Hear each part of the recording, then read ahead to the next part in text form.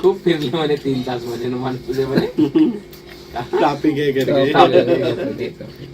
असंच राहते. मेहनतीने काम करा आणि कृष्णा भाऊ उतरले ना, मी कृष्णा भाऊ जवळ गेलो.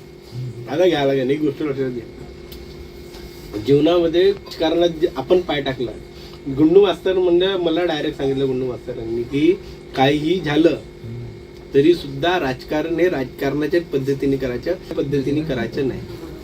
हे गुंडू मास्तरांनी सांगितलं मला. तर त्याच्यामुळे काय झालं, त्याची सिंपती आता आपल्यासोबत आहे. तो मला म्हणे अभि म्हणे पलटवाले पाहिजे होता म्हणे आमदारानं बिफॉर्म मी कसा चेंज केला म्हणे, असं बोलले ते मला, आहे की नाही कृष्णा भाऊ म्हणे.